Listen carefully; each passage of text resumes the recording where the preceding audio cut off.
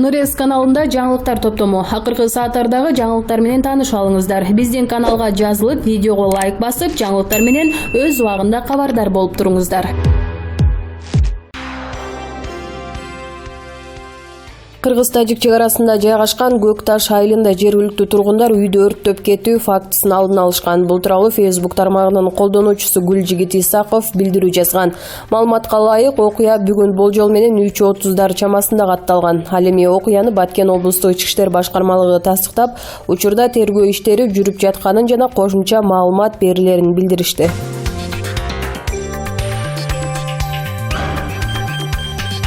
Кыргызстандын ички иштер министрлиги өлкөдө аялдарга карата зомбулук көкөй кескен мүшкүл болуп турганын билдирди. Бирок жабыркагандар көп учурда арыз жазбагандыктан фактылар ачыкка чыкпай кала берүүдө.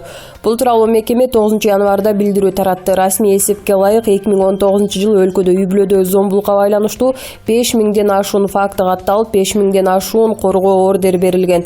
580 иш сотко чейинки өндүрүшкө алынган. Мурда үй-бүлөдө зомбулукка каршы административдик чара көрүлүп келген. 2019-жылдын 1-январынан тартып күчүнө кирген кодекстерде кылмыш жоопкерчилиги каралып, жоруктар кодексинде 10го жакын берене жазылган. 2020-жылдын башында эле Баткенде жана Нарында эки аял күйөөсүнүн ур токмогунан каза болгону кабарланды. Экөөнүн күйөөлөрү камакка алынды. Ысык көлдө жубайына бензин куюп өрттөгөн эркек да 2 айга камалды.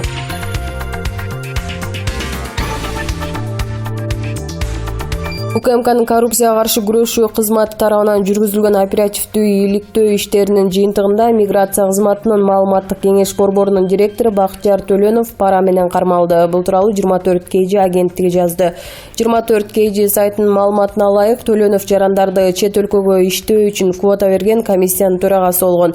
Ал жарандардан 800 АКШ долларын талап кылган. Белгилей кетсек, Бакытжан Төлөнов жогорку кеңештин депутаты Данияр Төлөновдун бир тууган экени маалым.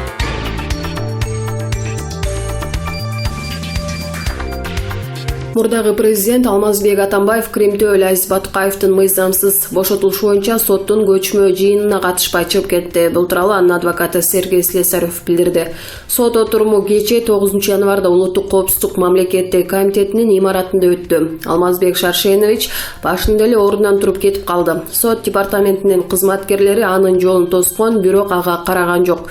Кызматкерлер тарабынан орой мамиле жасалган жок, деди Слесарев. Адвокаттын айтымында мындан улам судья Атамбаев сот залынан чыгып кеткен боюнча токтом чыгарган. Ошондой эле Слесарев процессти 1-май райондук сотуна которуу, аудио жана видео жазуулар менен камсыздоо, кылмыш ишинин купуялуулугун алып салуу, судьяга ишеним көрсөтмө боюнча берген сунушу канааттандырылбаганын билдирди. Бүгүнкү жараян дээрлик 3 саатка созулуп, академик Абдухалим Райымжанов шектүүлөрдүн бири өзүн начар сезгендиктен 14 январга жылдырылган. Атамбаев буга чейин 2 жолу сот башталганда ордунан туруп кетип калган. Ага чейин жараянга катышуудан баш тартып, камерадан чыкпай койгон. Батукаевдин иши.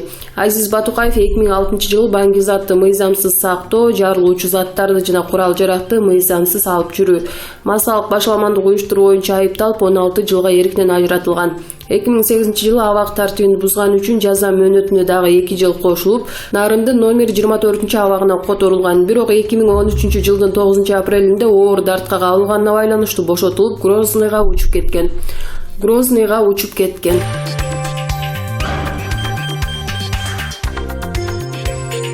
9 январда президент Сооронбай Жээнбеков финансы министри Бактыгүл Жээнбаеваны кабыл алды. Бул тууралуу президенттик аппараттын басма сөз кызматынан билдиришти. Маалыматка ылайык, мамлекет башчы 2019-жылы каралган республикалык бюджеттин аткарылышы жана 2020-жылга карата бюджеттик саясаттын негизги багыттары жана параметрлери менен таанышты.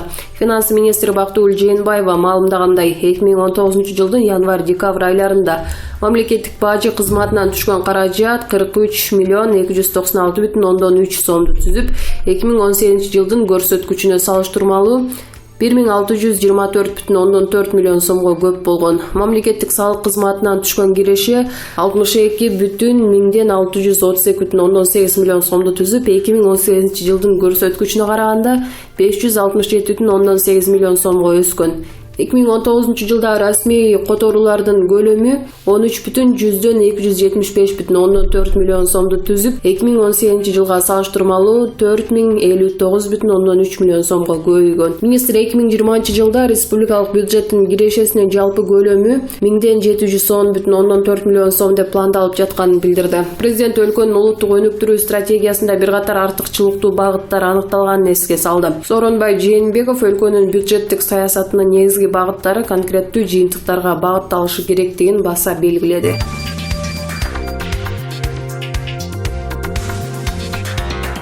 Президент Сооронбай Жээнбеков жемкорлукка каршы күрөшүн мындан ары дагы ыраттуу түрдө улантууга тийиш. Тилекке каршы буга жолтолук кылып, элдик курултай өткөрүп, андан ары өлкөбүздө революция кылууга кызыктар күчтөр дагы эле бар. Булардын башында экс-президент Роза Отунбаева турат. Рыспай Абдыкадыров атында Ош облустук филармониясында өткөн аялдардын биринчи форумунда булар туурасында ачык эле айтылды. Бадан Апазова Кара Суу районунун тургуну. Биз президент Сооронбай Жээнбековдун жемкорлукка каршы аеосуз күрөшүн абдан катуу колдойбуз. Бирок бул айгыш кыз Таймашта өлкө жетекчиси жалгыздык гана кылып жаткандыгына ичибиз абдан ачышып, Оштун айымдар ага ачык эле моминтип колдоо көрсөтүүнү туура таптык. Кимде-ким бул болочоктуу жараянга жолтолук кылса, эч капа болушпасын. Жарандыкко мындай ээн баштарга өзүбүз эле мыйзам чегинде катаал чараларды көргөнгө мажбурбуз. Гүлсана Эсенбаева Ош шаардык кеңешинин депутаты. Жемкорлук менен күрөшүү эми эч токтобойт. Тескерисинче мындан ары ыраттуу түрдө улантылат. Бул айгышкан күрөштө албетте президент өзү жалгыз жеңишке жете албайт. Менде эң башкысы эрк бар. Президент сыңары бул күрөштүн башында бекем туруп берем. Тилекке каршы бул демилгемди кубаттагандар дагы эле бар деп өлкө жетекчиси Сооронбай Жээнбеков агынан жарылбадыбы? Демек биз ак эле чекчен айымдар ушундай кыйчалыш маалда өлкө президентине күч-кубат берүүгө дайым даярбыз. Ансыз Кыргызстан жакын арада өнүгүшү деле кыйын, атүгүл мамлекет катары жоголуу коркунучунда турабыз. Жипар Аматова Алай районунун тургуну. Жашырып не соңку мезгилде өлкөбүздө саясий туруктуулук бекем орноду. Алыскы жана жакынкы мамлекеттер менен мамилебиз уламдан улам жакшырып баратат. Өлкөбүзгө алган инвесторлордун катары дагы калыңдады. Үй бүлөлүк жана криминалдашкан башкаруудан акыры биротоло кутулдук. Бул саамалыктарды айрым тышкы жана ички арам ойлуу күчтөр таптакыр көрбөй жатышкандыгына чындап эле капабыз. Эмдиги жылы жогорку кеңешке шайлоолор жүрөт. Ушундай жооптуу өнөктүк алдында жана анын убагында Кыргызстандагы азыркы саясий туруктуулукту биротоло бүлүндүрүп, эптеп эле чыр-чатак чыгарууну көздөгөн күчтөр моминтип баш көтөрө башташты. Булардын тизгинин эмитен эле тартып, аны сөзсүз тий бассак, мунун азабын кийин куп эле тартарыбыз анык. Кушбек Тезекбаев коомдук жана мамлекеттик ишмер. Туугандар 2005 жылы 24 мартта Аскар Акаевдин үй бүлөлүк режимин кулатып, биз жөн эле алданыппыз. Өлкөбүздү Доспол Нурулуу өңдөгөн алдамчылар гана башкарып калышты. Буга деле эптеп чыдадык. Алмазбек Атамбаевдин дагы акмакчылыгына куп эле түттүк. Айрым арам ойлуу күчтөр эмдиги жылдын февраль айында элдик курултай уюштуруп, андан ары мартта Кыргызстанда революция кылабыз деп кадимкидей эле опурулуп жатышат. Булардын баарында биздин мыркалар койлорду утур эле шылдыңдаган экс-президент Роза Отунбаева өзү турат. Эми биз ушундайлардан өтө сак болушубуз кажет. Ушинтип үстөккө бостук коңгуроо кагышкан аялдардын биринчи форумунун катышуучулары Кыргызстандагы бардык бийлик бутактарынын жетекчилерине атайын кайрылуу жолдошуп, аларды ынтымакчылыкта ийиндеше иштешүүгө үндөштү. Буга улай келерки 2020 жылды стабилдүүлүк жылы деп жарыялоону президент Сооронбай Жээнбековдон катуу өтүнүшүп, анан кайра тарашты. Булак майдан.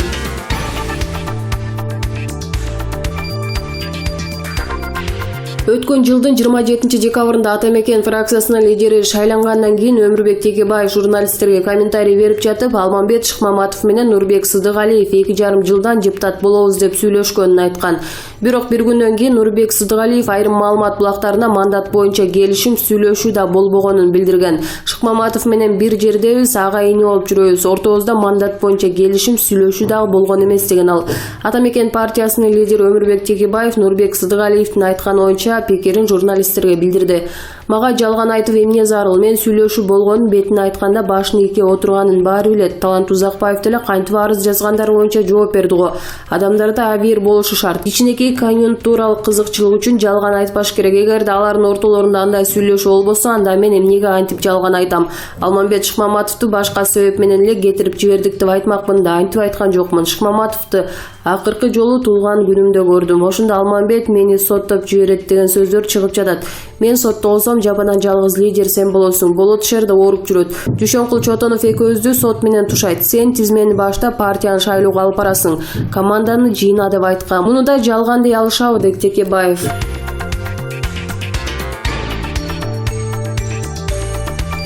Казак тараптын Кыргыз Республикасы менен Казак Республикасынын мамлекеттик чек арасы аркылуу товарларды жана жүктөрдү алып өтүүдөгү кошумча текшерүүлөрдү киргизүүсү Евразиялык экономикалык биримдиктин нормаларына каршы келет. Бул тууралуу бүгүн 9 январда өкмөттүн басма сөз кызматынан билдиришти.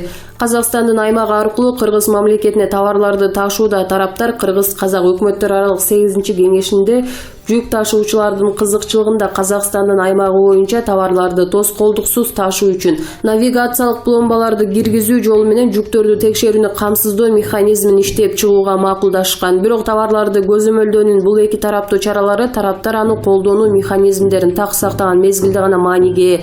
Казак тараптын бир тараптуу кабыл алган чечиминен улам Чүй облусунун Ысык Ата районундагы Ак Тилек автожол өткөрүү пунктунун жанында оор жүк ташуучу автоунаалар топтолуп калууда. Бул жагдайга байланыштуу Кыргыз өкмөтү тынчсыздануусун билдирип, Казакстанды интеграциялык бирликтин алкагында товарларды эркин өткөрүү боюнча кабыл алынган милдеттенмелерди аткарууга чакырат деп жазылат маалыматта.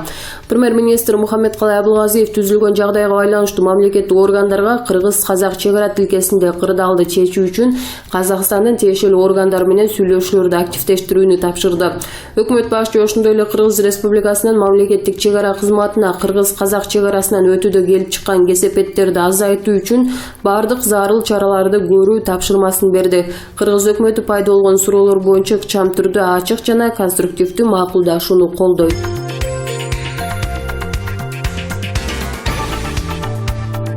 Жогорку кеңештин депутаты Искендер Матраимов журналист Болот Темировго кол салуу боюнча пикирин билдирди. Ал Фейсбукта баракчасына Темировдун сабалышы анын кесибине байланыштуу же башка себептери барбы деген суроо тактала элек экенин жазган.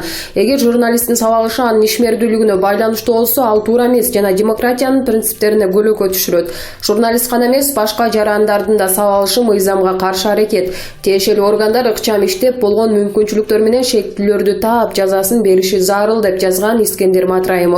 Буга чейин Болот Темиров кол салууну журналисттик ишмердиги менен байланыштырган. Ал факт-чек порталы жарыялаган мамлекеттик бажы кызматынын төрагасынын мурдагы орун басары Райымбек Матраимовдун жубайынын буюмдар жөнүндө иликтөөгө байланышы мүмкүн деп болжолдоп жатканын кошумчалады. Райымбек Матраимов депутат Матраимовдун бир тууган иниси.